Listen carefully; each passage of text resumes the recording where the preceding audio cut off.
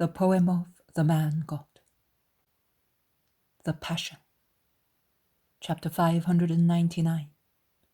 The Agony and the Arrest at Gethsemane. 10th of February, 1944. Jesus says, "And now come, although this evening you are like one who is about to breathe his last. Come, so that I may lead you towards my sufferings.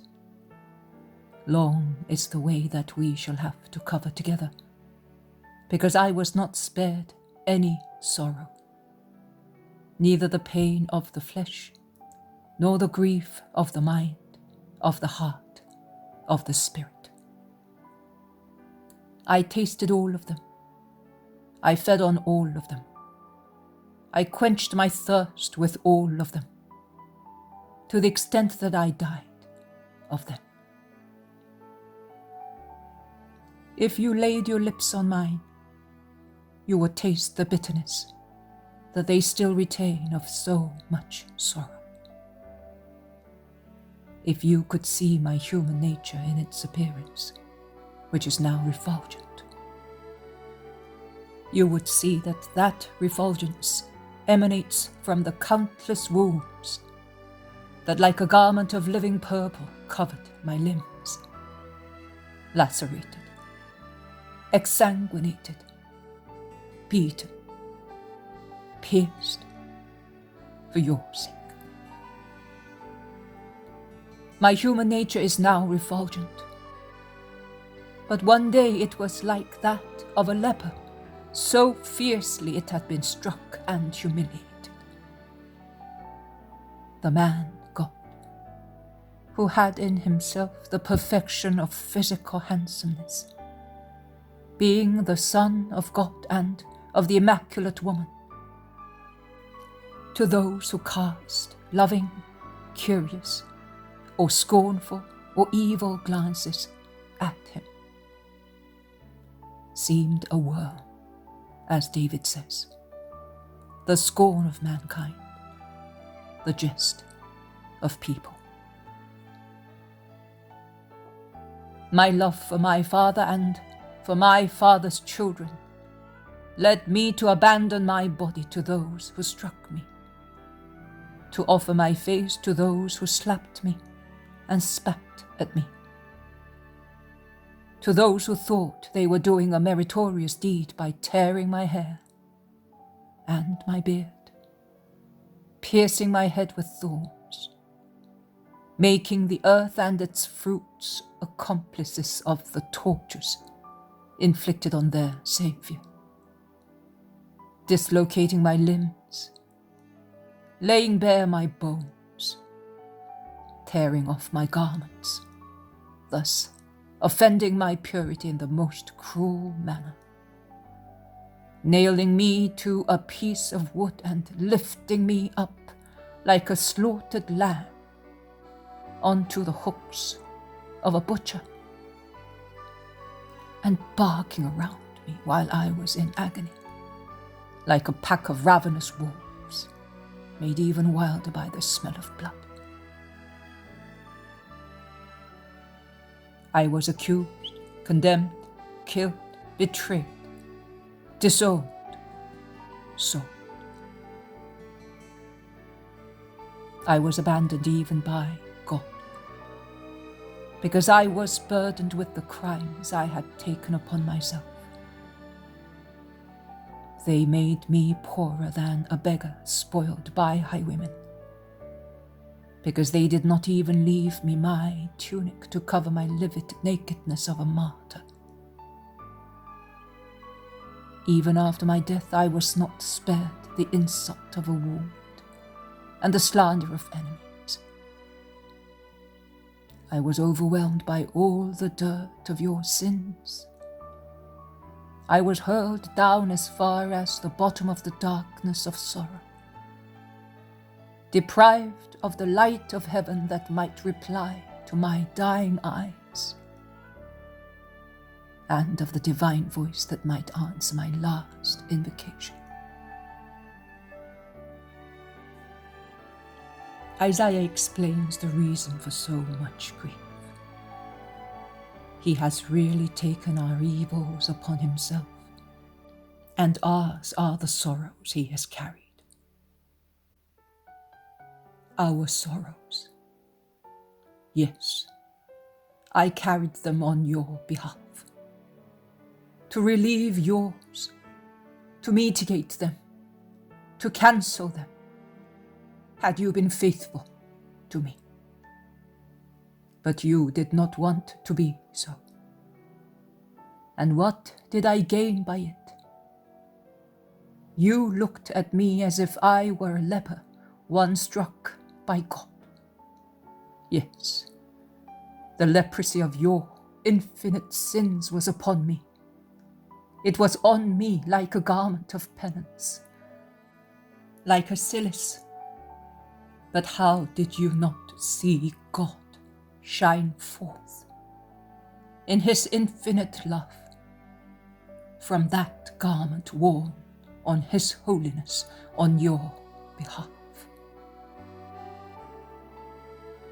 He was wounded through our wickedness and pierced through our crimes, says Isaiah, who with his prophetic eyes saw that the Son of Man had become one huge sore to heal those of men,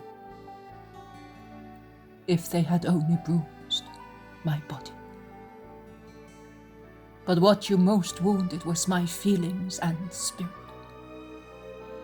You made a laughing stock and butt of both, and you struck me in the friendship that I had given you through Judas, in the loyalty that I hoped to receive from you through Peter, who disowned me, in the gratitude for my favors through those who shouted at me, "Death to him," after I had cured them from so many diseases, through love, because of the torture inflicted on my mother, through religion, calling me a blasphemer of God, whereas out of zeal for the cause of God, I had put myself in the hands of man by becoming incarnate, suffering throughout my life, and surrendering to human ferocity without uttering a word or complaining. A glance would have been sufficient to incinerate accusers, judges, and executioners. But I had come spontaneously to accomplish the sacrifice, and like a lamb, because I was the Lamb of God, and I shall be so forever, I allowed men to take me to be stripped and killed, so that I might make a life for you of my flesh. When I was lifted up, I was already consumed by sufferings with no name, with all the names. I began to die at Bethlehem, seeing the light of the earth, so distressingly different for me, who was the living being in heaven.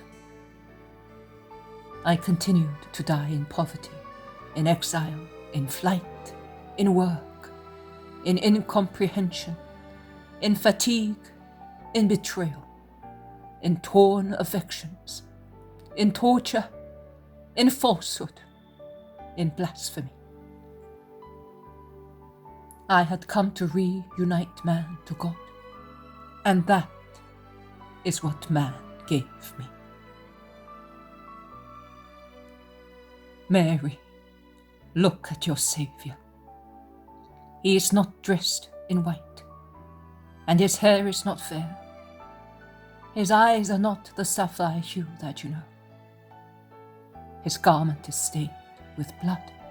It is worn out and covered with dirt and spittle. His face is tumefied and twisted. His eyes are veiled with blood and tears, and he looks at you through the crust formed by them. and by the dust that makes his eyelids heavy. My hands, can you see them? Are one big sore and are awaiting the last wounds. Look at me, little John, as your brother John looked at me. My footprints are stained with blood. Perspiration washes away the blood that drops from the wounds made by the scourges, and that is still left after the agony in the garden.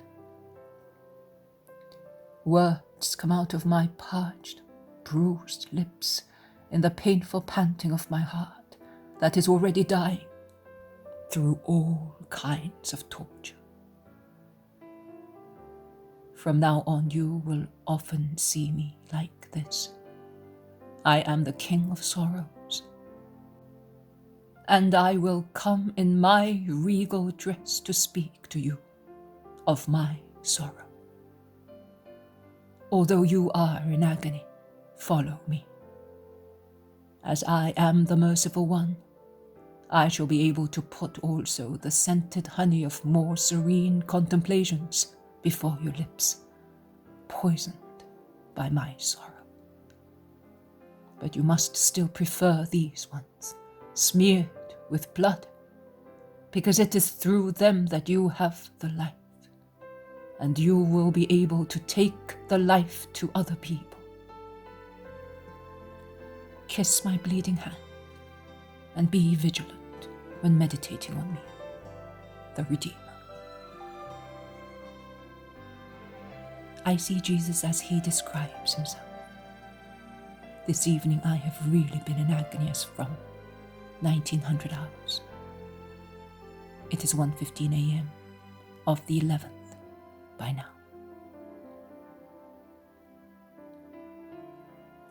Jesus says to me this morning, the 11th of February at 7:30.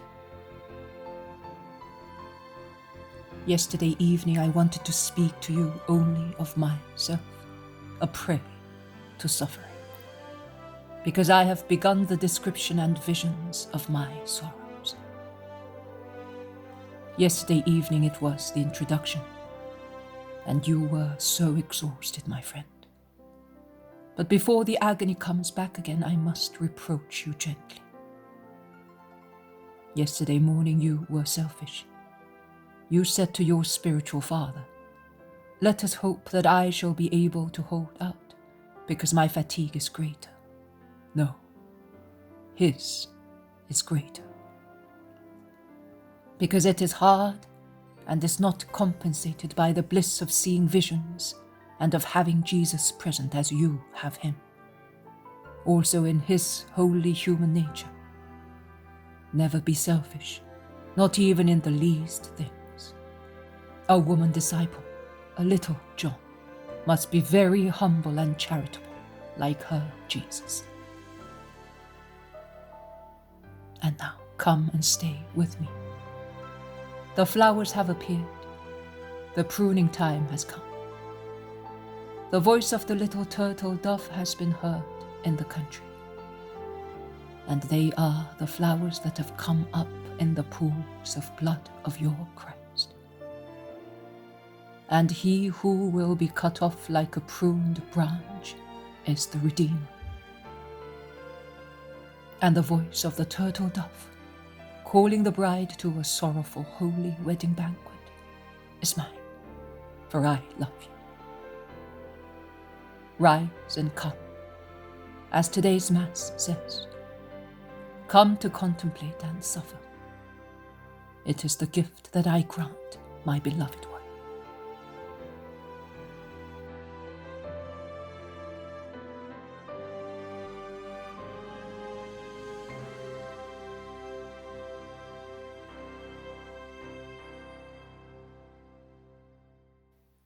(16th of March, 1945). There is dead silence in the street. In so much silence there is only the noise of a little fountain, the water of which falls into a stone basin. On the eastern side, along the walls of the houses, it is still dark, whereas on the other side, the tops of houses are beginning to grow white in the moonlight. And where the street widens out into a little square, the milky silvery moonbeams shine on it, embellishing the stones and the earth of the street.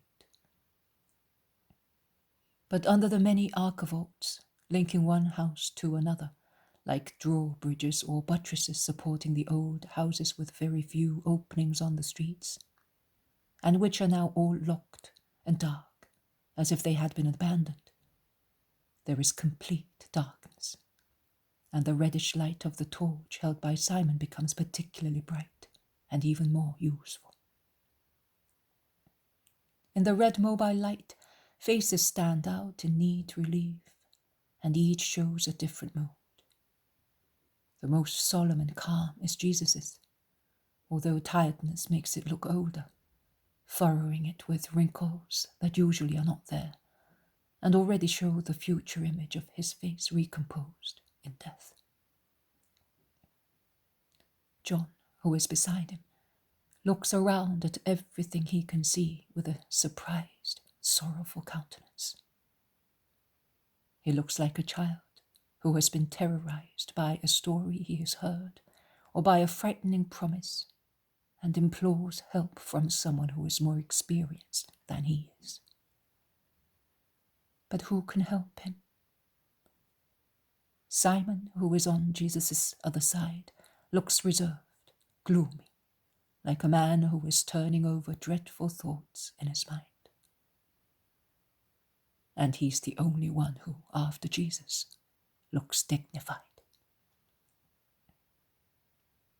The others in two groups that continuously change in formation are all in a ferment, and now and again the hoarse voice of Peter and the baritone one of Thomas are raised, resounding strangely. They are then lowered, as if they were afraid of what they say. They are discussing what is to be done, and some suggest one thing, some another. But all proposals are dropped, because the hour of darkness is really about to begin, and the opinions of men are obscure and confused. "I should have been told earlier," says Peter worriedly. "But no one has spoken, not even the master." "Never. He would never have told you, brother. You do not seem to know him." "I felt there was some trouble, and I said, 'Let us go and die with him.' Do you remember?"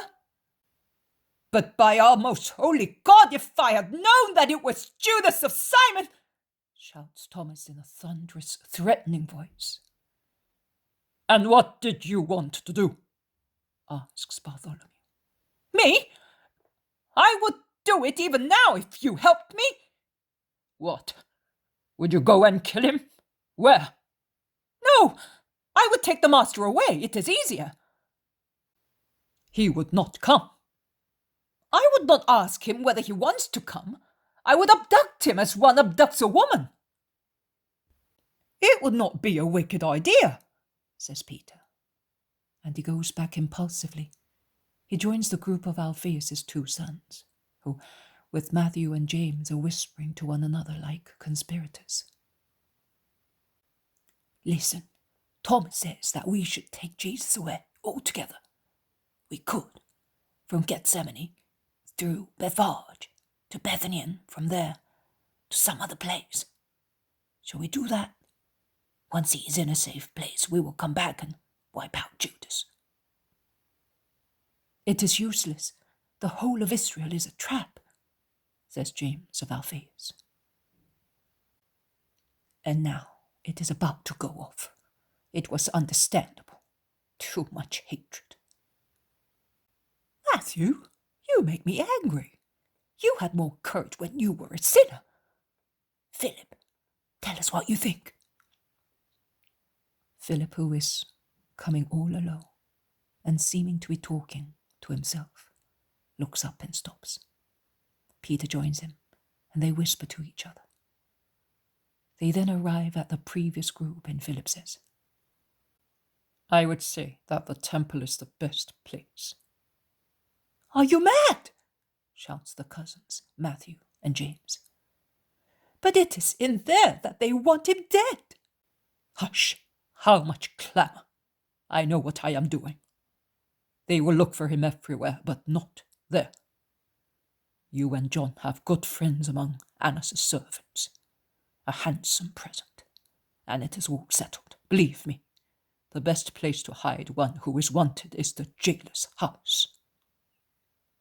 It will not do it, says James of Zebedee. But listen also to what the others say. John, first of all, and if they should arrest him, I don't want anybody to say that I am the traitor. I had not thought of that, so? Peter is at a loss.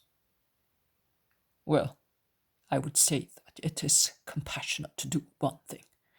The only thing we can do. Take away his mother, says Judas of Alphaeus. Of course, but who will go? What shall we tell her? You should go, as you are a relative of hers. I am staying with Jesus. It is my right. You can go.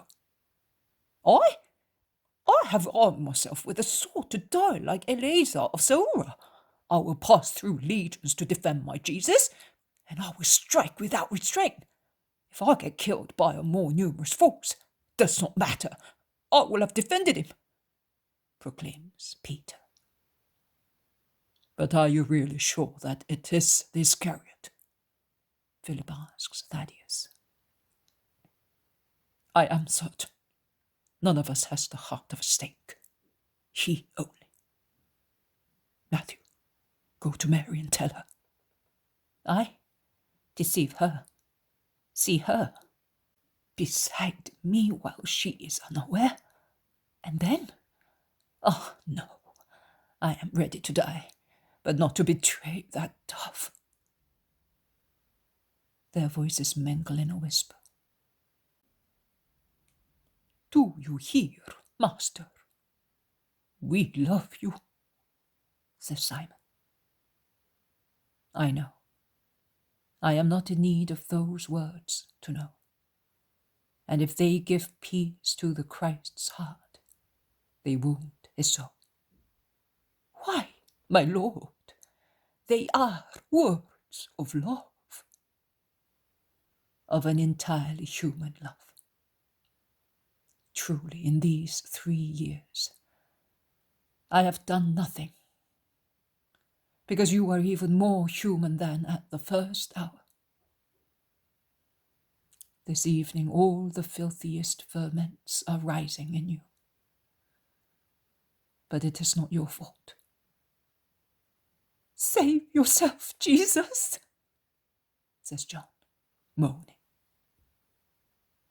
I am saving myself. Are you? Oh, may God thank you.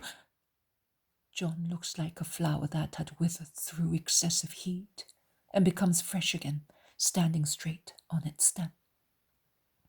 I will tell the others. Where are we going? I am going to my death. You to faith. But did you not say just now that you were going to save yourself? The beloved apostle loses heart again. Yes, I am in fact saving myself. If I did not obey my Father, I would lose myself. I obey him, so I save myself. But do not weep so. You are not so brave as the disciples of that Greek philosopher of whom I spoke to you one day. They remained with their teacher who was dying, having taken a potion of hemlock, and they comforted him with their manly sorrow. You look like a little boy who has lost his father. And is it not so? What I am losing is more than the loss of a father. I am losing you. You are not losing me, because you will continue to love me, He is lost, who is separated from us by oblivion on the earth, and from God's judgment in the hereafter.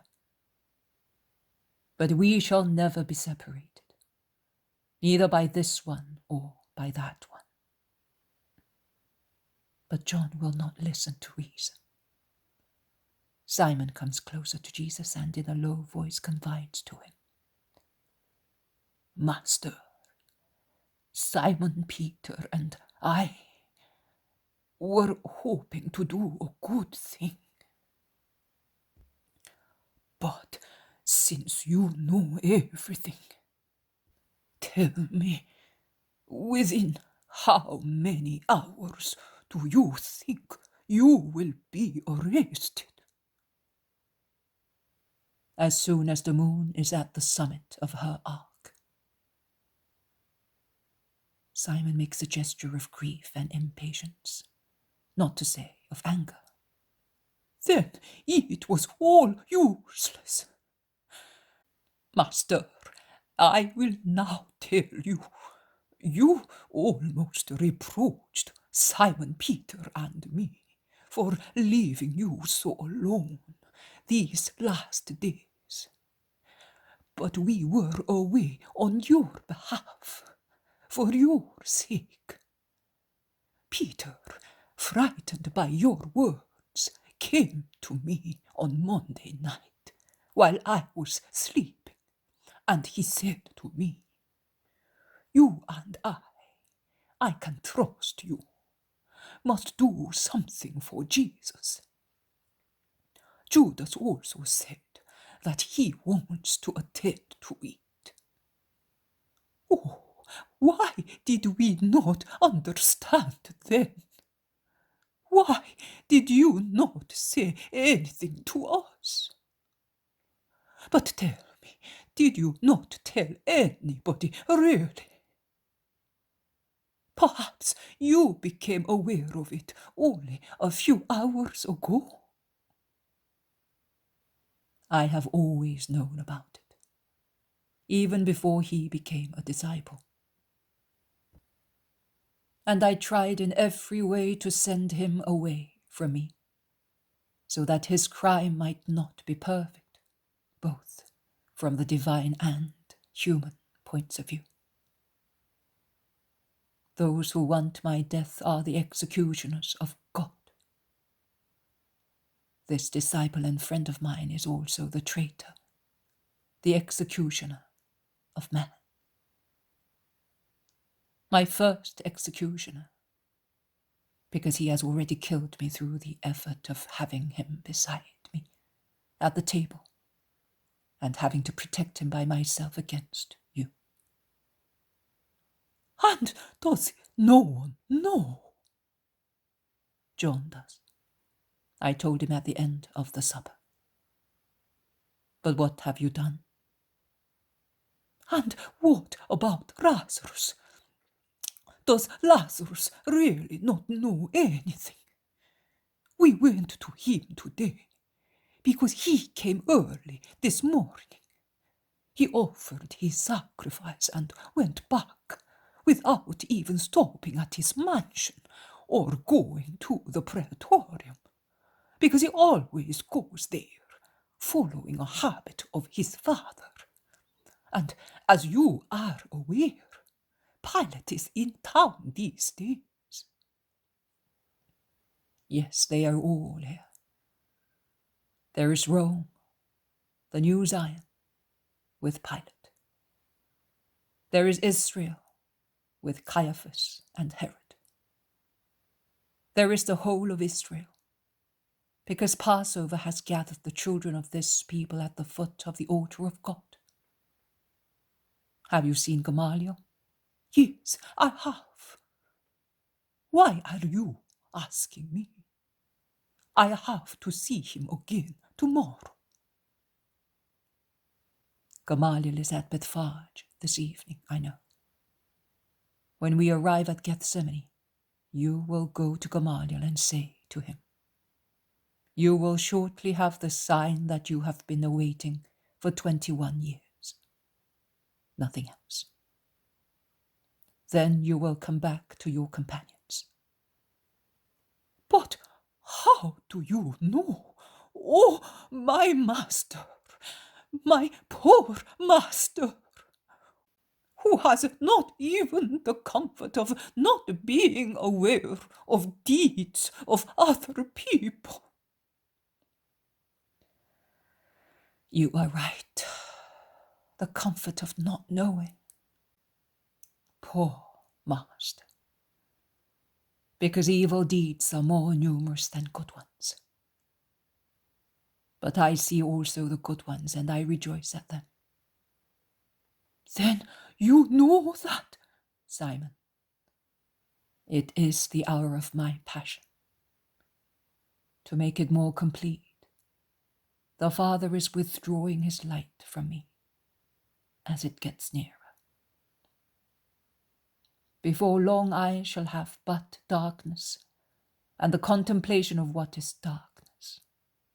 That is, all the sins of men. You cannot, none of you can understand. Nobody, except who will be called by God for this special mission, will understand this passion in the great passion. And as man is material even in loving and meditating, there will be who will weep and suffer because of the scourging and the torture of the Redeemer. But this spiritual torture that, believe me, you who are listening to me, is the most atrocious one, will not be measured. So speak, Simon. Guide me along the paths where your friendship went for my sake, because I am a poor man who is becoming blind and sees ghosts, not real things." John embraces him and asks, "What? Can you no longer see your John?" "I can see you. But the ghosts rise from the fogs of Satan, visions of nightmares and sorrows. This evening we are all enveloped in this hellish miasma. It is striving to create cowardice, disobedience, and sorrow in me. It will create disappointment and fear in you, in other people who are neither fearful nor criminal. It will bring about delinquency and fear.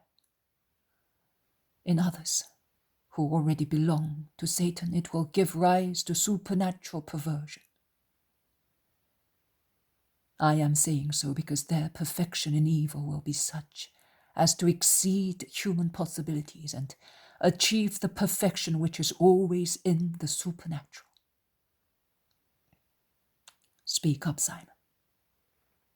"Yes, as from Tuesday, we have done nothing but go around to find out, to prevent, to look for help." "And what have you been able to do?" "Nothing, or very little." "And that little will be nothing when fear paralyzes your hearts." "I became irritated also with Lazarus. It is the first time that it happens to me. I was irritated because he seems to be slothful. He could take action. He is a friend of the governor. He is always Theophilus' son. But Lazarus rejected every proposal of mine. I left him shouting at him, "I think that you are the friend of whom the master speaks. You fill me with horror." And I did not want to go back to him any more. But this morning he sent for me and he said, "Can you still believe that I am the traitor? I had already seen Gamaliel and Joseph and Cusa, Nicodemus and Manan, and finally your brother Joseph. And I could no longer believe that. I said to him, "Forgive me, Lazarus, but I feel that my mind is more deranged now than when I was condemned myself. And it is so, Master. I am no longer myself. But why are you smiling?" Because that confirms what I said just now. The fog of Satan envelops and upsets you. What did Lazarus say in reply? He said, "I understand you. Come today with Nicodemus. I must see you." And I went, while Peter went to the Galileans, because your brother, who is so far away, is more informed than we are. He says that he was informed by chance, speaking to an old friend of Alphaeus and Joseph, a Galilean who lives near the market.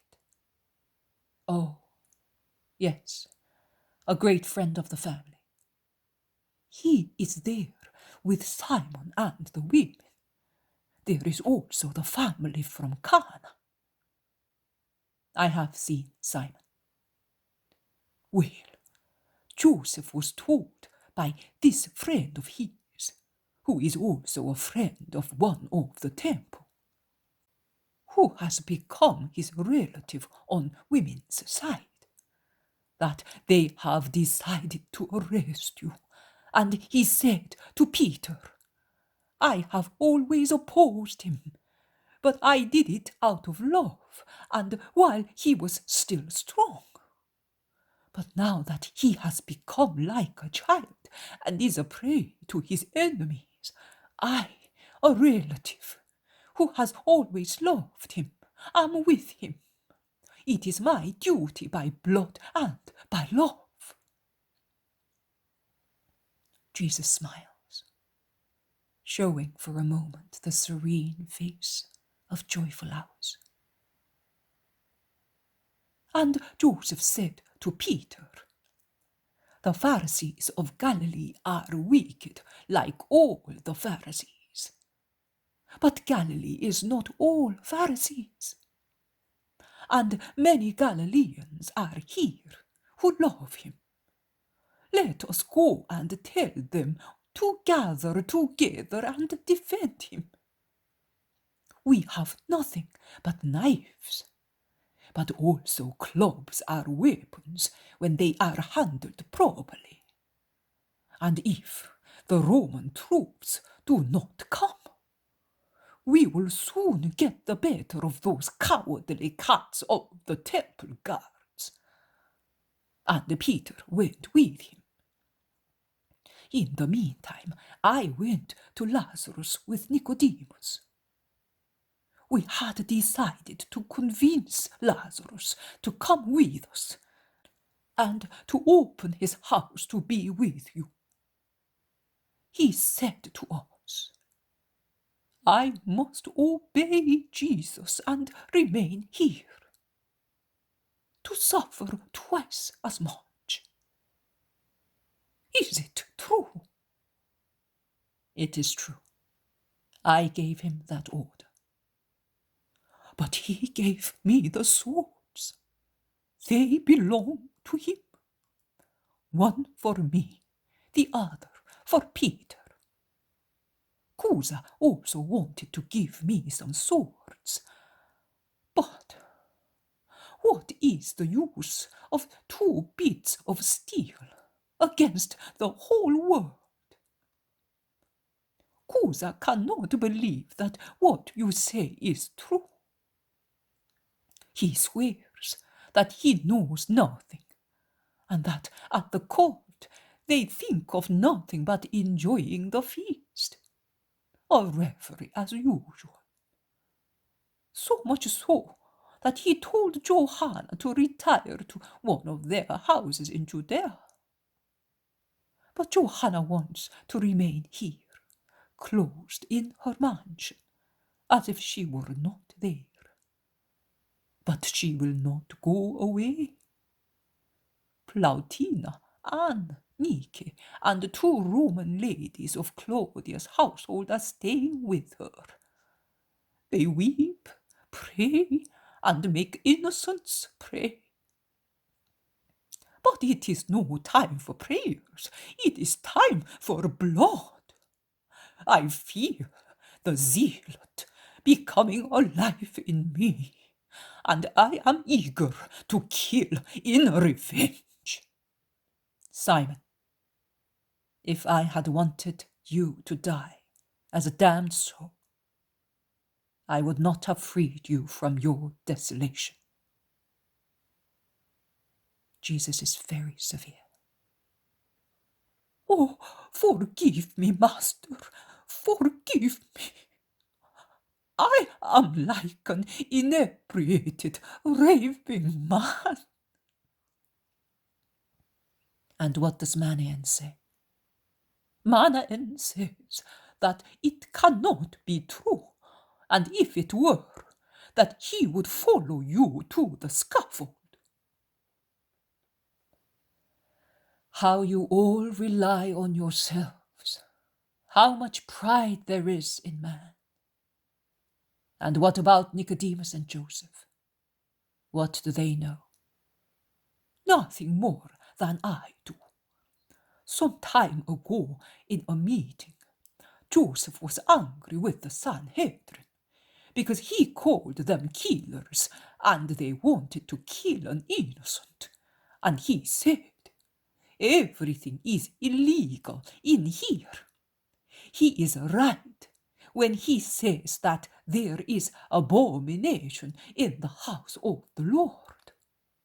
This altar is to be destroyed because it has been profaned. They did not stone him because he is Joseph. But since then, they have kept him in the dark about everything. Only Gamaliel and Nicodemus have remained friendly with him.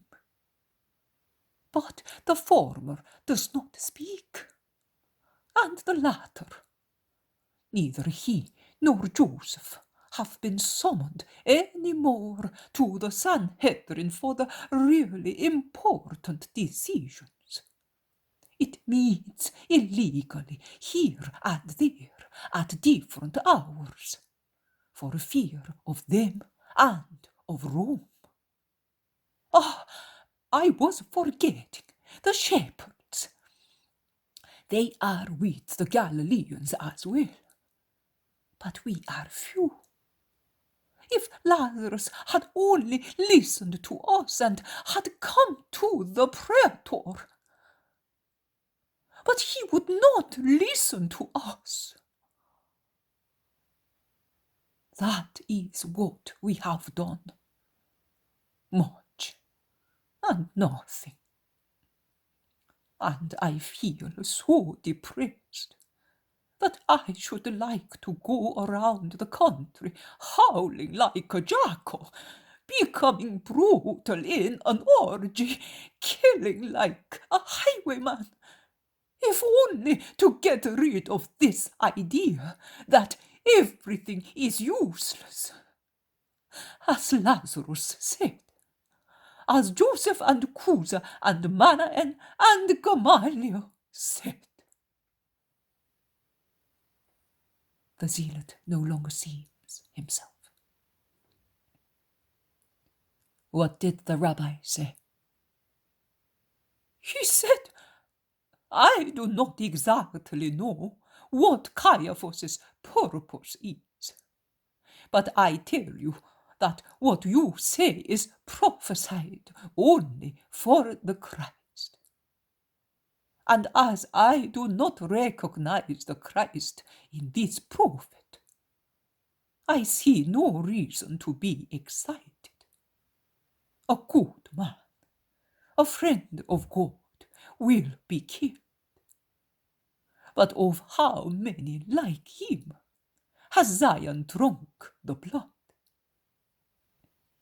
And as we insisted on your divine nature, he stubbornly repeated, when I see the sign, I will believe.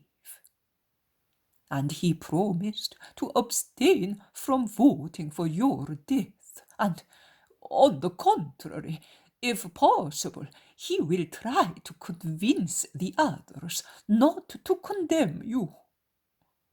That, and nothing else. He does not believe. He will not believe.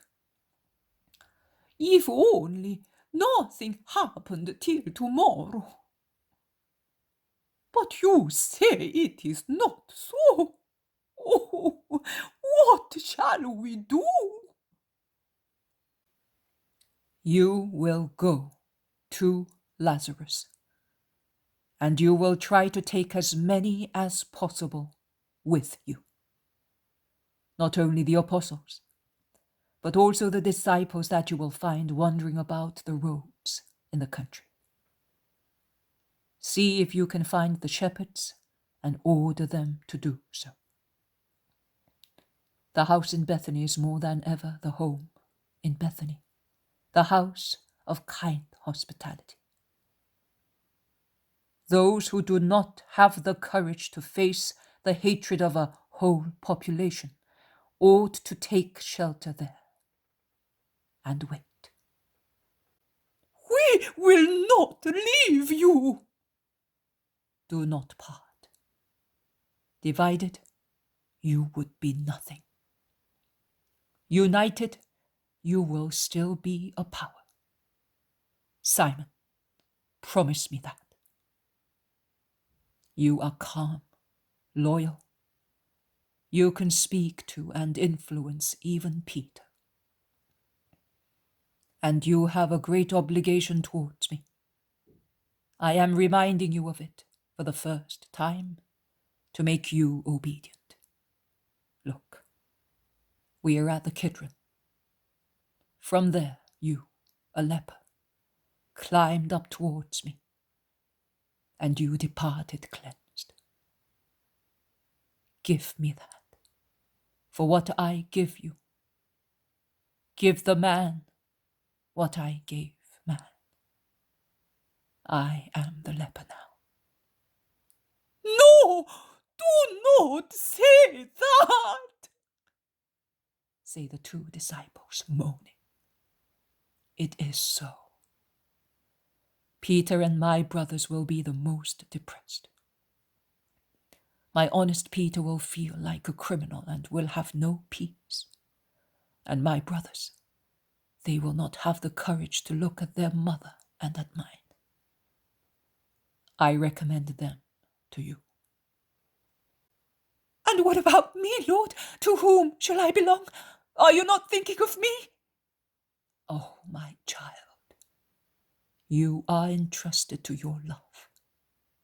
It is so strong that it will guide you as a mother. I give you neither order nor guide. I leave you on the waters of love. They are such a calm and deep river in you that they raise no doubt in me about your future. Simon, have you understood? Promise me. Do promise me. It is painful to see Jesus so distressed. He resumes, before the others come. Oh, thank you. May you be blessed. They all gather together again in a group. Let us part now. I am going farther up to pray. I want Peter, John, and James with me. You remain here, and if you should be overwhelmed, call us, and be not afraid. Not a single hair of your heads will be hurt. Pray for me. Lay aside hatred and fear. It will only be a moment. And then it will be full joy. Smile, that I may have your smiles in my heart. And once again, thank you for everything, my friends. Goodbye. May the Lord not abandon you. Jesus parts from the apostles and goes ahead, while Peter makes Simon give him the torch after the latter has lit with it some resinous dry twigs that burn, crackling on the edge of the olive grove, spreading a smell of juniper. It grieves me to see Thaddeus cast such an intense and sorrowful glance at Jesus, that the latter turns round to see who has been looking at him. But Thaddeus hides behind Bartholomew, biting his lips to control himself. With his hand, Jesus makes a gesture, which is of blessing and farewell at the same time, and he goes on his way. The moon, now very high, with her light, encircles his tall figure, and seems to make it even taller, spiritualizing it, making his red garment brighter and his golden hair paler. Behind him, Peter, holding the torch, and Zebedee's 2 sons hasten their steps. They go on until they reach the edge of the first escarpment of the rustic amphitheatre of the olive grove, the entrance to which is a small irregular plain, and the tiers, the several escarpments that rise up the mountain in groups of olive trees. Jesus then says, "Stop, wait for me here while I pray, but do not fall asleep, I may need you. And I ask you this out of charity, pray. Your master is very depressed." He is, in fact, already in a state of deep depression. He already seems overburdened by a weight. Where is now the virile Jesus who spoke to the crowds, handsome, strong, with eyes of a ruler, a calm smile, a beautiful resonant voice? He already seems breathless. He is like one who has run or has wept. His voice is tired and exhausted, sad, sad, sad. Peter replies on behalf of everybody, "Do not worry, Master. We will keep awake and pray. All you have to do is to call us, and we will come." And Jesus leaves them, while the 3 stoop to gather leaves and twigs and light a little fire to keep them awake, and as a remedy against the dew that is beginning to fall plentifully. Turning his back to them, he walks eastwards, so that the moon shines on his face. I see that a deep sorrow dilates his eyes even more. Perhaps it is the dark rings of tiredness that enlarge them, or it is the shadow of the eyebrows. I do not know. I know that his eyes are more open and deeper set. He climbs with his head lowered. Only now and again he raises it with a sigh, as if he had difficulty in doing so and were panting. And then he casts his eyes, that are so sad, around the peaceful olive grove. He climbs up a few meters. He then goes round an escarpment that thus remains between him and the 3 apostles left further down. The escarpment, a few centimeters high at the beginning, rises continuously and is soon more than 2 meters high, so that it protects Jesus completely from being noticed by more or less discreet or friendly eyes.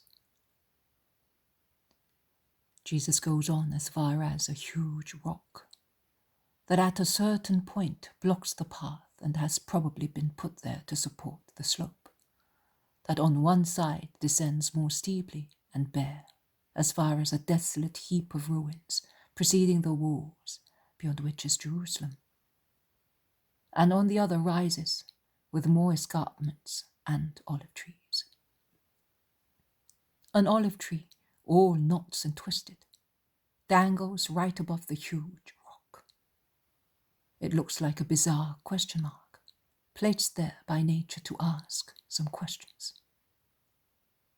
The leafy branches on the top of it answer the questions of the trunk, at times saying yes by bending towards the ground, at times no, swinging from left to right in a light breeze which blows through the branches, and at times carries the smell of the earth, at times the bitterish scent of olive trees, at times the mixed perfume of roses and lilies of the valley, that one wonders where it comes from. Beyond the little path and beneath it, there are more olive trees, and one of them, just under the rock, that has survived although split by lightning, or cleft by some other agent unknown to me, of the original trunk has made two trunks that have come up like the two strokes of a huge block letter V, with the foliage of one appearing on one side of the rock and that of the other on the other side, as if they wished to see or veil it at the same time, or form a peaceful silvery grey base for the rock. Jesus stops there. He does not look at the town that is visible down there, all white in the moonlight. On the contrary, he turns his back to it and prays, with his arms stretched out crosswise, his face towards the sky. I cannot see his face because it is in the shade, as the moon is almost perpendicular over his head. That is true, but there is also the thick foliage of the olive tree between him and the moon, that with difficulty filters through the eaves with tiny rings and needles of light in perpetual movement. A long, fervent prayer. Now and again he sighs and utters a word more clearly. It is neither a psalm nor the Our Father. It is a prayer rising from his love and his need. A true conversation with his Father. I understand it through the few words I grasp. You know, I am your son, everything. But help me.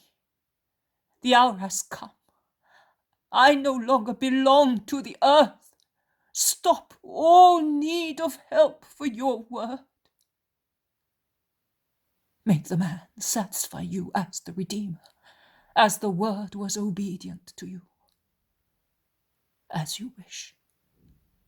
I ask you to have mercy on them. Will I save them? That is what I ask of you. This I want, that they be saved from the world, from the flesh, from the demon. May I make further requests? It is a fair question, Father, not for myself, for man, who was created by you, and who wanted to soil also his soul. I will throw that dirt into my sorrow and into my blood, so that the incorruptible essence of the Spirit, which is pleasing to you, may be reinstated. And it is everywhere. He is the King this evening, in the royal palace and in houses, among soldiers and in the temple. The town is full of it, and it will be hell tomorrow.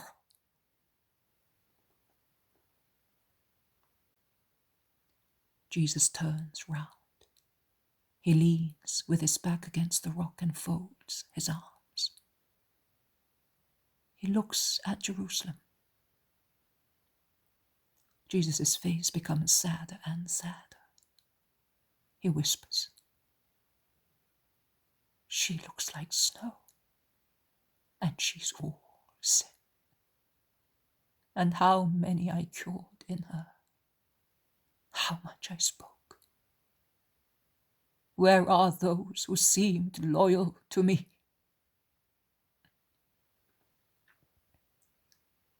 Jesus lowers his head and looks fixedly at the ground, covered with short grass, shining with dew. But although his head is lowered, I understand that he is weeping, because some tears shine when falling from his face on the ground. He then raises his head. He unfolds his arms. He joins them, holding them above his head, shaking them while they are so united. He then sets out. He goes back towards the 3 apostles who are sitting round the little fire of twigs, and he finds them half asleep. Peter is leaning with his back against a tree trunk, and with his arms crossed on his chest, he nods in the first drowsiness of a profound sleep. James is sitting with his brother on a large root that emerges from the ground and on which they have spread their mantles in order not to feel its ruggedness so much. But although they are not so comfortable as Peter, they are also dozing. James has rested his head on the shoulder of John, who has inclined his on the head of his brother, as if doziness had immobilized them in that posture. "Are you sleeping? Have you not been able to keep awake for 1 hour only? And I need your comfort and your prayers so much." The 3 wake up with a start and are utterly confused. They rub their eyes. They murmur an excuse, blaming their poor digestion as the cause of their drowsiness. "It's the wine, the food, but it will soon be over. It was only a moment.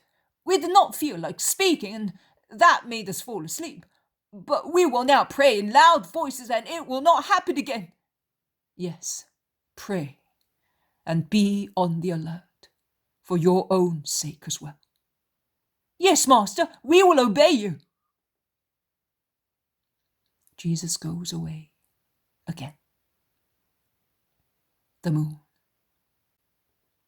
now shining on his face so brightly in her silvery light that it makes his red garment seem paler and paler, as if she were spreading it with a veil of white, shiny dust, shows me his depressed, sorrowful, aged face. His eyes are still dilated, but they seem clouded. His mouth is twisted with tiredness. He goes back to his rock more slowly and stooping more. He kneels, resting his arms on the rock, which is not smooth, but at half its height it has a kind of protrusion, as if it had been placed there deliberately, and a little plant has grown on it. I think it is a plant of those little flowers, like lilies, that I have seen also in Italy, with small pulpy leaves, round, but with indented edges and tiny little flowers on very thin stems. They look like small snowflakes, spraying the grey rock, and the little dark green leaves. Jesus lays his hands near them, and the little flowers tickle his cheek, because he rests his head on his joined hands and prays. Shortly afterwards, he feels the coolness of the little corollas and raises his head. He looks at them He caresses them. He speaks to them. You are here as well. You comfort me. These little flowers were also in my mother's little grotto. And she loved them because she used to say, when I was a little girl, my father used to say, you are a little lily like these, and you are completely full of heavenly dew. My mother. Oh, my mother. He bursts into tears. His head on his joined hands, a little reclined on his heels. I see and hear him weep, while his hands squeeze his fingers, tormenting them. I hear him say, also at Bethlehem, and I brought them to you, Mother. But these ones, who will bring them to you now? He then resumes praying and meditating. His meditation must be really sad, full of anguish rather than sadness. Because to divert his attention, he stands up. He goes backwards and forwards, whispering words that I do not grasp, raising his face, then lowering it, gesticulating, rubbing his eyes and his cheeks with the mechanical agitated movements of his hands, running his fingers through his hair, as is typical of one who is in great anguish. To mention it is nothing. To describe it is impossible. To see it is to share his anguish. He makes gestures towards Jerusalem. Then he begins to raise his arms again towards the sky, as if he wanted to invoke help. He takes off his mantle as if he were warm. He looks at it. But what does he see? His eyes see nothing but his torture, and everything serves to increase that torture. Even the mantle woven by his mother. He kisses it and says, Forgive me, Mother. Forgive me. He seems to be asking it of the cloth spun and woven by motherly love. He puts it on again. He is a prey to torment. He wants to pray to get out of his state, but recollections, concern, doubts, regrets come back to him with his prayer. It is an avalanche of names, towns, people, events. I cannot follow him because he is fast and desultory. It is his evangelic life that passes in front of him and brings Judas, the traitor, back to him.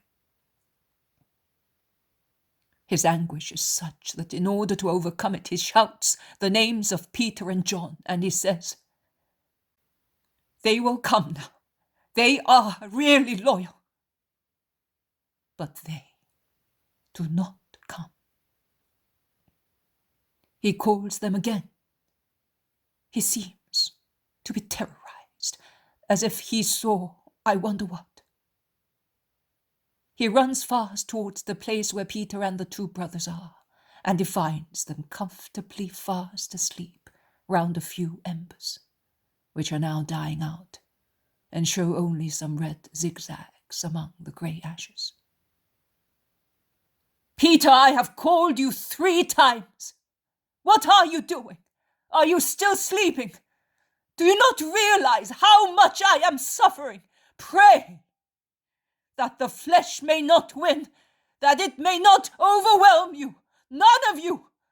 If the spirit is willing, the flesh is weak. Help me.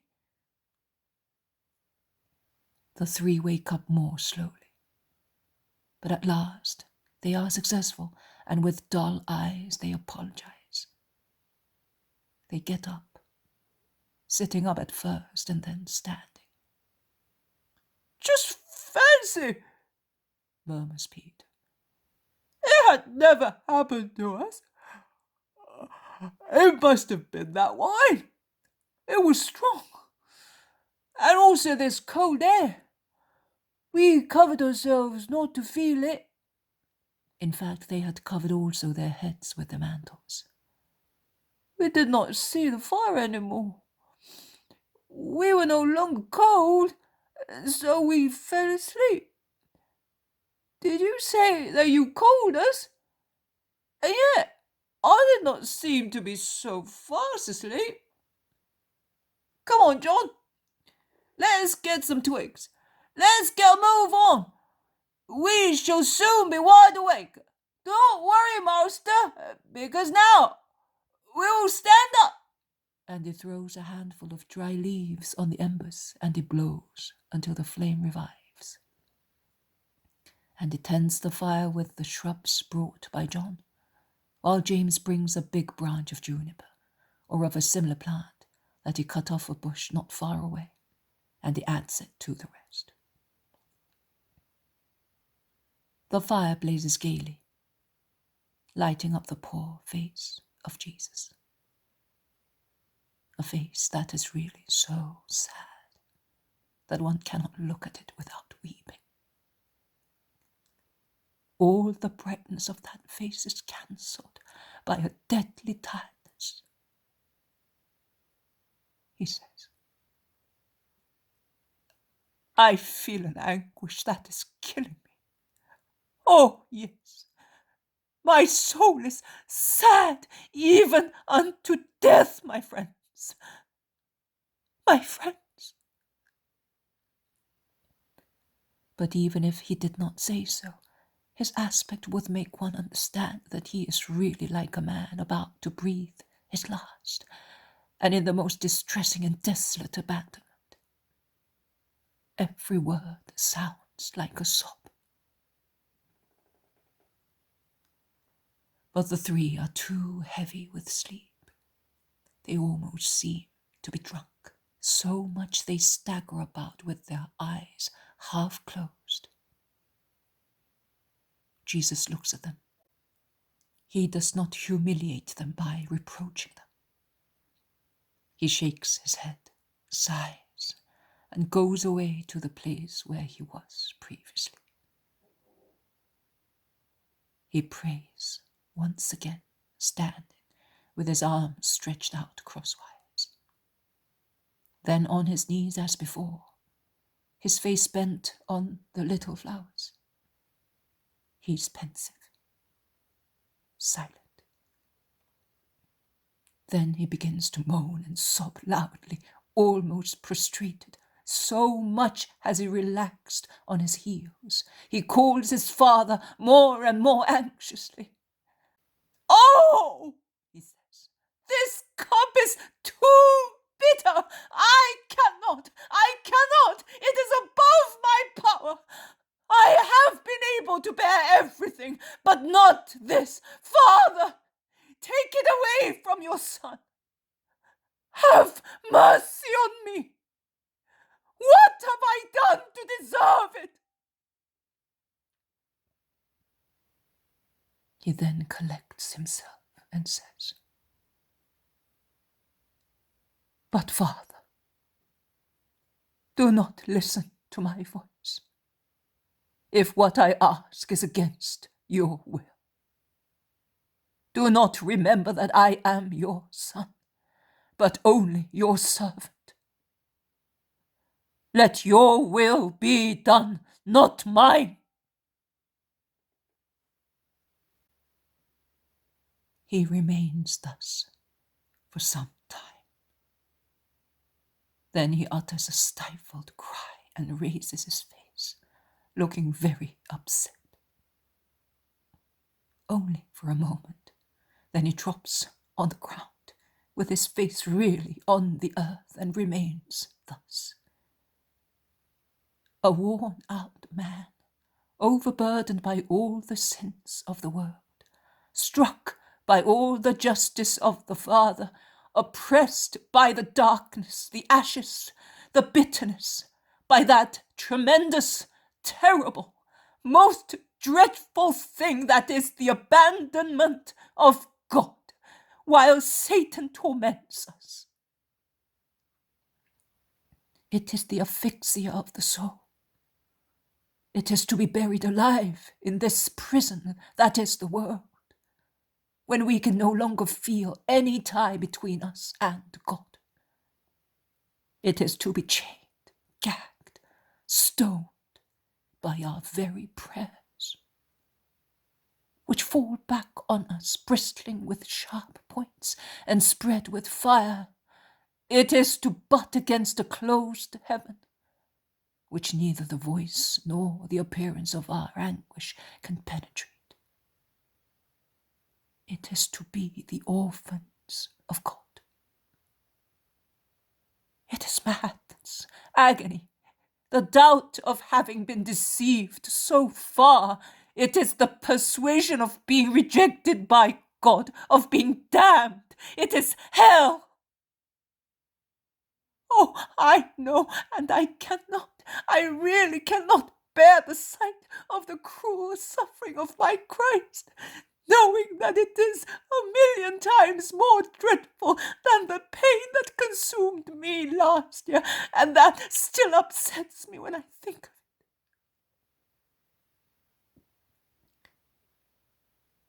Jesus moans, having the death rattle in his throat, sobbing like one in agony. Nothing, away! The will of my Father, his will, only his will. Your will, Father, yours, not mine. In vain. I have but one Lord, the most holy God, one law, obedience, one love, redemption. No, I no longer have a mother. I have no life anymore. I have no divinity any longer. I no longer have a mission. In vain you tempt me, devil, through my mother, my life, my divinity, and my mission. Mankind is my mother, and I love it to the extent of dying for it. I am giving my life back to him who gave me it, and who is now asking me for it, the supreme master of all living beings. I assert my divinity as it is capable of this expiation. I am fulfilling my mission through my death. I have nothing else except to do the will of my Lord, my God. Be off, Satan! I said so the first and the second time. I repeat it for a third time. Father, if it is possible, let this cup pass me by. But let your will be done, not mine. Be off, Satan! I belong to God. Then he speaks no more, except to say, panting, God, God, God. He calls him at each heartbeat, and at each beat, blood seems to flow out of him. The cloth on his shoulders gets soaked through in it and becomes dark, notwithstanding that the clear moonlight illuminates it completely.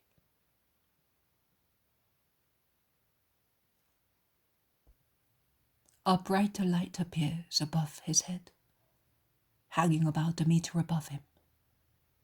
It is so bright that even the prostrate mast can see it filter through his wavy hair, already weighed down by blood, and notwithstanding the veil of blood covering his eyes, he raises his head. The moon shines on his poor face. and more brightly shines the angelic light, which is like the white blue diamond of the star Venus. And all the dreadful agony appears in the blood transuding from his pores, his eyelashes, hair, moustaches, beard, are sprinkled and covered with blood. Blood trickles from his temples. Blood spouts from the veins of his neck. His hands drip blood. And when he stretches his hands towards the angelic light, and his wide sleeves slide back towards his elbows, Christ's forearms can be seen, sweating blood. Only his tears draw two neat lines in the red mask of his face. He takes off his mantle again and wipes his hands, face, neck, and forearms. But his sweat continues. He presses the cloth against his face several times, holding it pressed with his hands, and every time he changes its position, clear impressions appear on the dark red cloth. And as they are damp, they seem to be black. The grass on the ground is red with blood.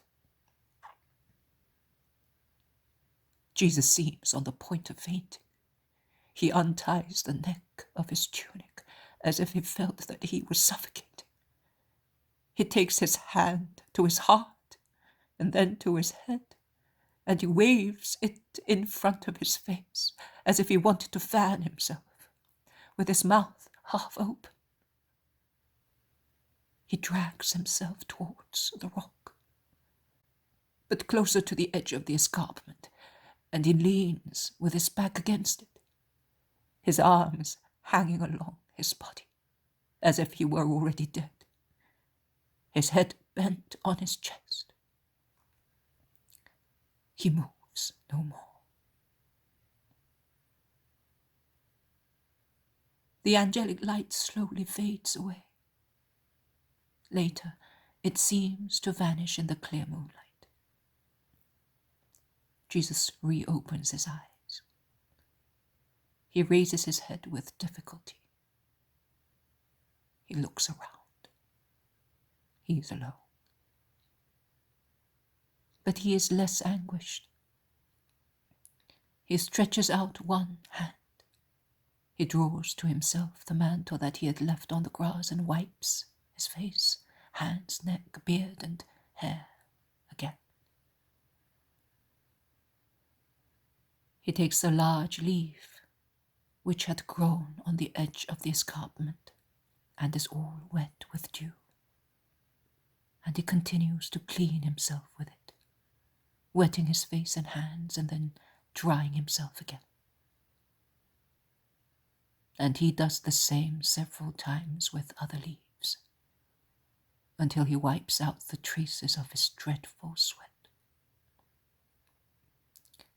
Only his tunic is stained, particularly on the shoulders and at the folds of the elbows, at the neck, waist, and knees. He looks at it and shakes his head. He looks also at his mantle, but he sees that it is too stained. He folds it and lays it on the rock, where it forms a cradle near the little flowers. With difficulty owing to weakness, he turns round and kneels down. He prays, resting his head on his mantle, on which he had already laid his hands. Then, leaning on the rock, he stands up, and still staggering a little, he goes to the disciples. His face is very pale, but it is no longer upset. It is a face full of divine beauty, although it is deadly pale and much sadder than usually. The three are sleeping soundly, all enveloped in their mantles, lying down near the fire which is out. They can be heard to breathe deeply as they begin to snore loudly. Jesus calls them in vain. He has to bend and shake Peter vigorously. What is it? Who is arresting me? The apostle asks as he emerges from his dark green mantle, looking bewildered and frightened. Nobody, it is I, calling you. Is it morning? No, it is almost the end of the second watch. Peter is completely benumbed. Jesus shakes John, who utters a cry of terror when he sees the face of a ghost. It is as white as marble, bending over him. No, you looked like dead to me. He shakes James, who, thinking that his brother is calling him, says, Have they arrested the master? Not yet, James, replies Jesus. But get up now and let us go. He who is going to betray me is close at hand. The three, still drowsy, get up. They look around. Olive trees, the moon, nightingales, a light breeze, peace, nothing else. But they follow Jesus without speaking. Also, the other 8 are more or less asleep around a fire that has gone out. Get up, orders Jesus in a thunderous voice. As Satan is arriving, show him who never sleeps and his children that the children of God are not asleep. Yes, Master. Where is he? Master? Jesus? Ah, but what happened? And amid muddled questions and answers, they put on their mantles again. Just in time to appear in order to the guards headed by Judas, as they burst into the little square, lighting it up sinisterly with many torches. It is a horde of bandits disguised as soldiers, who look like jailbirds and grin like devils.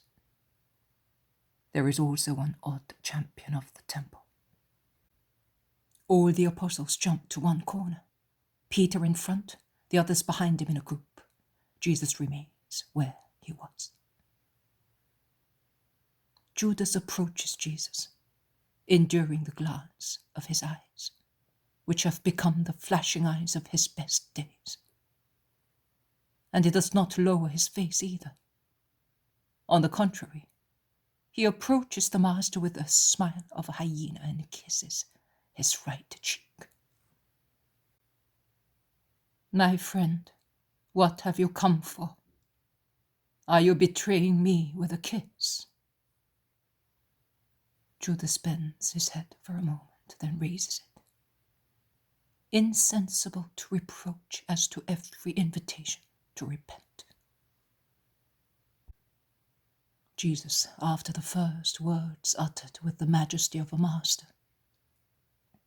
speaks in the sorrowful tone of one who resigns oneself to a misfortune. The guards, shouting, come forward with ropes and clubs and try to get hold not only of Christ but also of the apostles, with the exception of Judas Iscariot, of course. Who are you looking for? Asks Jesus calmly and solemnly. Jesus the Nazarene. I am he. His voice is thunderous. Before the murderous world and the innocent one, before nature and the stars, Jesus bears this clear, loyal, certain witness to himself. I should say that he is happy to be able to bear it. But if he had thrown a thunderbolt, he could not have done more. They all fall to the ground like mown sheaves of corn.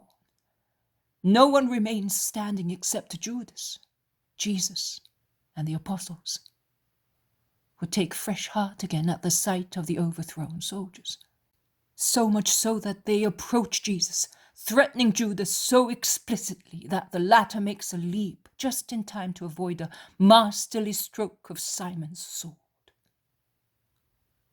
In vain, pursued by the stones and sticks thrown at him by the apostles not armed with swords, he escapes beyond the Kidron and disappears in a dark lane.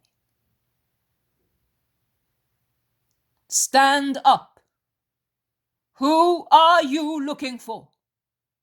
I ask you once again. Jesus the Nazarene! I have told you that I am he, says Jesus kindly. Yes, kindly. So let these others go. I will come. Put away swords and clubs. I am not a brigand. I have always been among you. Why did you not arrest me then?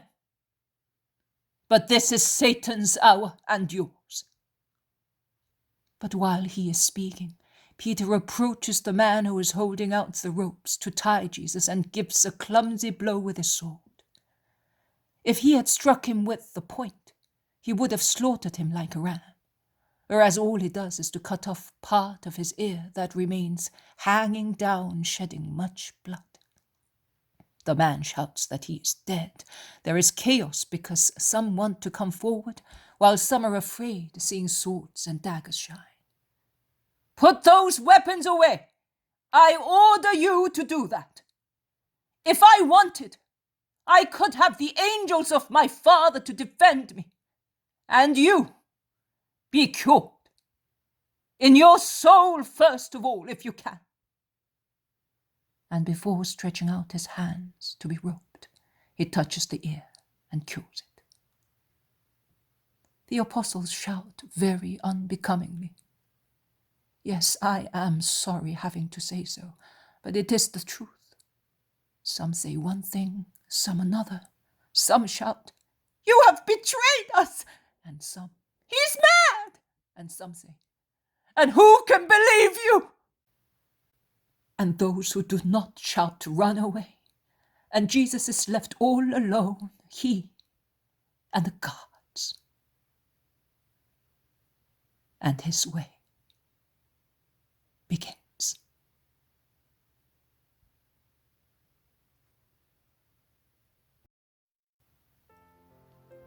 "15th of February, 1944. Jesus says, "You contemplated the sufferings of my spiritual agony on Thursday evening. You saw your Jesus collapse like a man struck mortally, who feels his life flee through the wounds bleeding him. Or like a person overwhelmed by a psychic trauma, exceeding his strength. You saw the growing phases of the trauma culminate in the shedding of blood brought about by the circulatory unbalance that had been provoked by the effort of controlling myself and withstanding the burden that had fallen upon me. I am, the Son of the Most High God. But I was also the Son of Man. I want this double nature of mine, equally complete and perfect, to emanate very clearly from these pages. My word, which has accents that only a God can have, bears witness to my divinity. My necessities and passions, and the sufferings that I show you, and I suffered in my flesh of a true man, and that I propose to you as an example for your humanity, as I teach your spirits with my doctrine of true God. Bear witness to my humanity. Both my most holy divinity and my most perfect humanity in the course of ages, through the breaking up action of your imperfect humanity, have resulted disparaged and distorted in their explanation. You have made my humanity appear unreal, inhumane, as you have made my divine figure look small, denying so many parts of it, because it was not convenient for you to recognize them, or that you could no longer recognize with your spirits impaired by the tapes of vice and atheism, of humanism, of rationalism. I am coming in this tragic hour, a prodrome of universal misfortunes, to call my double figure of God and man back to your minds, so that you may know it for what it is. You may recognize it after so much obscurantism with which you have concealed it from your spirits, and you may love it and go back to it and save yourselves by means of it. It is the figure of your Savior, and he who knows it and loves it will be saved. In these past days, I have made you acquainted with my physical sufferings. They tortured my humanity. I have made you acquainted with my moral sufferings, as connected, interlaced, blended with my mother's, as are the inextricable lianas of the equatorial forests, which cannot be parted in order to cut only one, but it is necessary to break them with a single stroke of a hatchet to force one's way through, killing them all together. Just like the veins of a body, one alone of which cannot be deprived of blood, because only one liquid fills them all. Better still, as it is not possible to prevent the creature that is forming in its mother's womb from dying, if its mother dies, because it is the life, the warmth, the nourishment, the blood of the mother, that, with a rhythm responding to the movement of the mother's heart, penetrates through the internal membranes as far as the baby to be, making it a complete living being. She, oh she, my pure mother, bore me not only for the 9 months during which every woman bears the fruit of man, but for all her life. Our hearts were united by spiritual fibers, and they always beat together, and no motherly tear ever fell without leaving a trace of its salt on my heart. And there has never been any internal moaning of mine that did not resound in her, awakening her grief. You feel sorry for the mother of a son destined to death by an incurable disease, for the mother of a man condemned to death by the rigor of human justice. But think of my mother, who, from the moment she conceived me, trembled, considering that I was the condemned one. Think of this mother, who, when she gave me her first kiss on the delicate rosy flesh of her newborn baby, felt the future wounds of a child, Think of this mother who would have given her life 10, 100, 1,000 times to prevent me from becoming a man and arriving at the moment of the sacrifice. Think of this mother who was aware of and had to desire that dreadful hour to accept the will of the Lord for the glory of the Lord out of kindness towards mankind. No, there has been no agony that lasted longer and ended in a greater grief than my mother's. And there has been no greater and more complete sorrow than mine. I was one with the Father.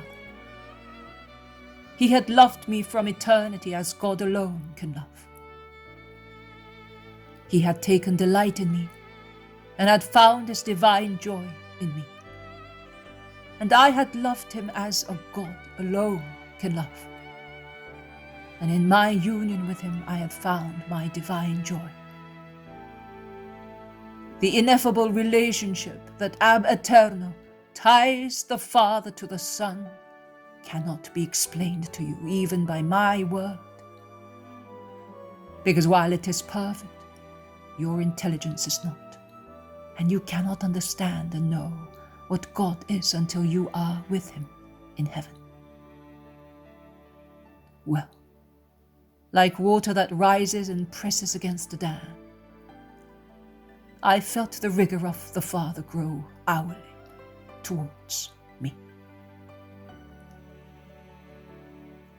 As evidence against brute men who did not want to understand who I was during the time of my public life, he had opened heaven 3 times at the Jordan, at the Tabor, and in Jerusalem on the eve of my passion. But he had done that for men, not to give relief to me. I was already the expiator. Many times, Mary, God makes men become acquainted with one of his servants, so that through him they may be roused and dragged to him. But that happens also through the suffering of that servant. It is he who, by eating the bitter bread of God's rigor, pays personally for the comfort and salvation of his brothers.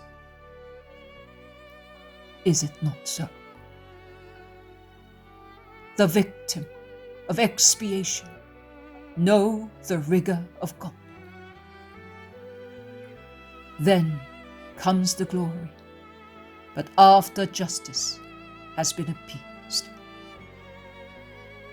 It is not the same as happens with my love that kisses his victims. I am Jesus. I am the Redeemer. He who has suffered and knows, by personal experience, how painful it is to be looked at by God with severity and be abandoned by him.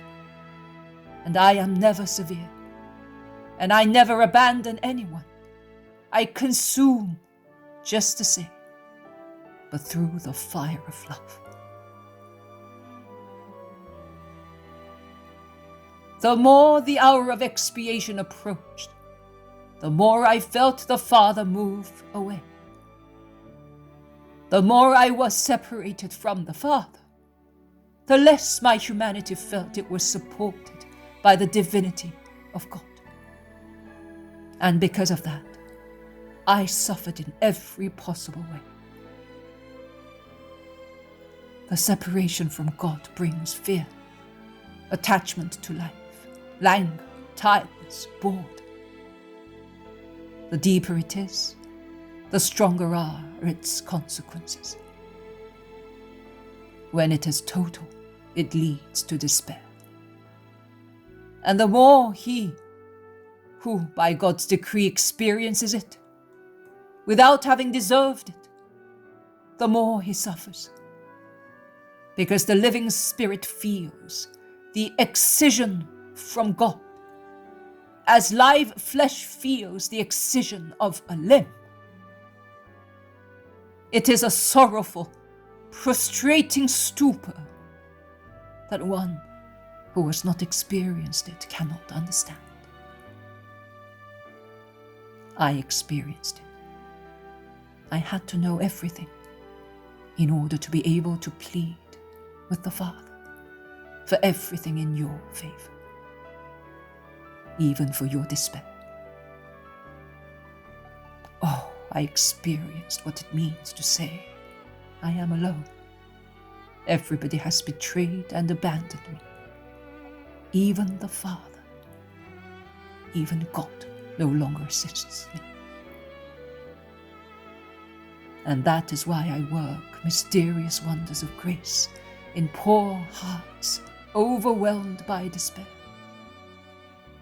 And I ask my beloved ones to drink the cup of so bitter an experience, so that they, those who are shipwrecked in the sea of despair, may not decline to accept the cross that I offer as anchor and salvation, but they may grasp at it, and I may take them to the blessed shore where only peace reigns. On Thursday evening, I alone know whether I needed my Father. I was a spirit already in agony because of the effort of having to overcome the two greatest sorrows of a man: to say goodbye to a beloved mother, to have an unfaithful friend close by. They were two sores that scorched my heart, the former with her tears, the latter with his hatred. I had to share my bread with Cain. I had to speak to him in a friendly manner in order not to denounce him to the others, as I was afraid they might react violently, and in order to avoid a crime which, in any case, would have been useless, as everything was already written in the great book of life, both my holy death and Judas's suicide. Any other death was useless and disapproved of by God. No other blood but mine was to be shed, and was not shed. The halter strangled that life, shutting up his impure blood, which had been sold to Satan in the filthy sack of the traitor's body, blood that was not to be mixed, falling on the earth with the most pure blood of the innocent.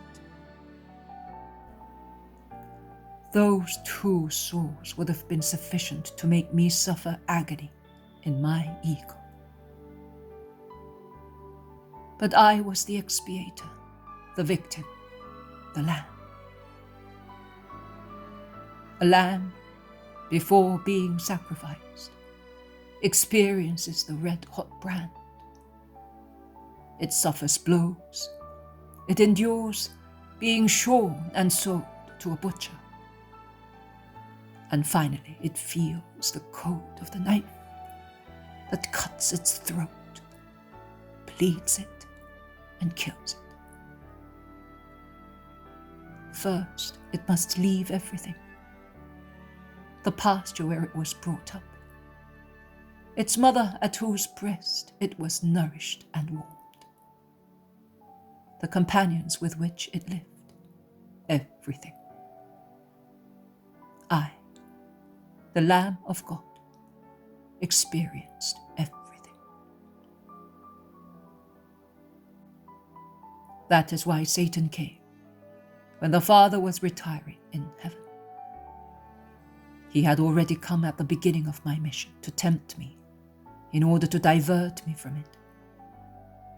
He was now coming back again. It was his hour. the hour of the satanic Sabbath. Crowds and crowds of devils were on the earth that night to accomplish the seduction of hearts and make them willing to request the killing of the Christ the following day. Each member of the Sanhedrin had his own. Herod had his. So had Pilate, and every single Judean who would invoke my blood upon himself. Also beside the apostles, there were their tempters, who made them drowsy while I was languishing, and who prepared them to be cowardly. Take notice of the power of purity. John, the pure disciple, was the first among all of them to free himself from the demoniac claws. And he came at once near his Jesus and understood his unexpressed desire and brought Mary to me. But Judas had Lucifer, and I had Lucifer. Judas in his heart, I beside me. We were the two main characters of the tragedy, and Satan was attending personally to both of us.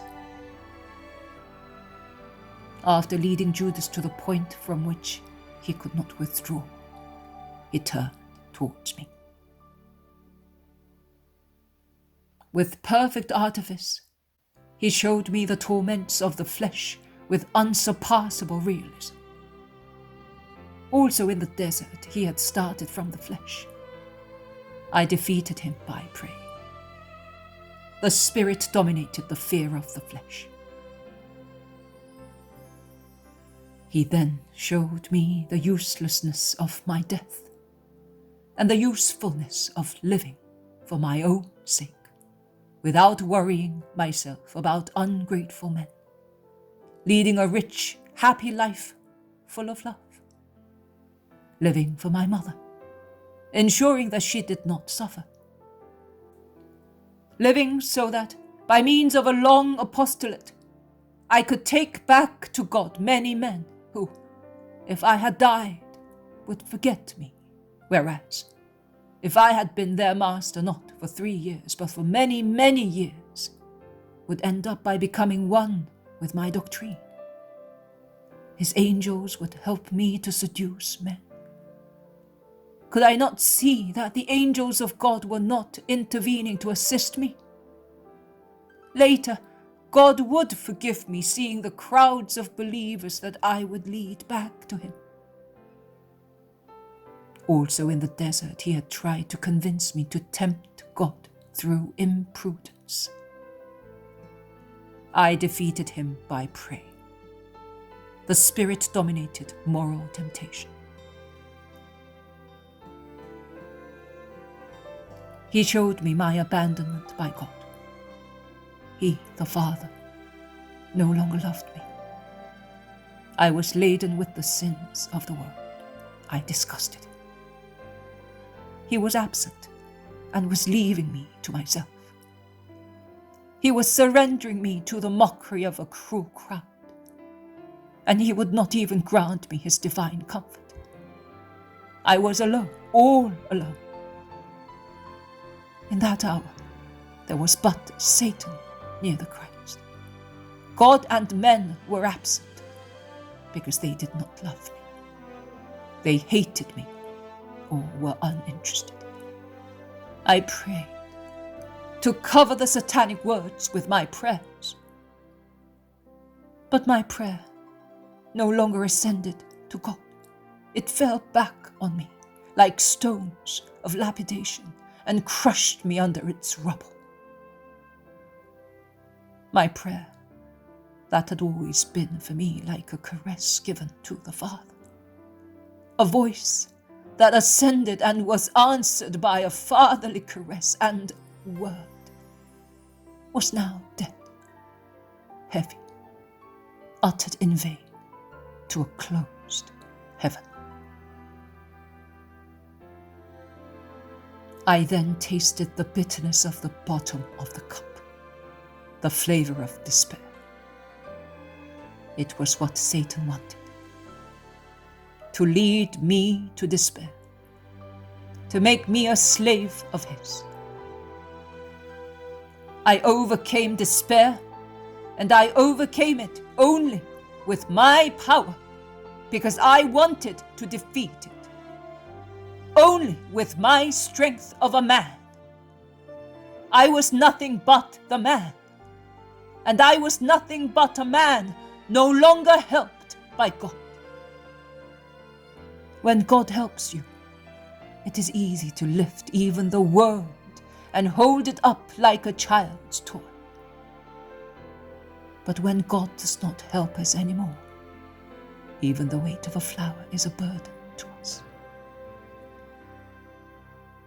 I defeated despair and Satan, its creator, in order to serve God and you by giving you the life.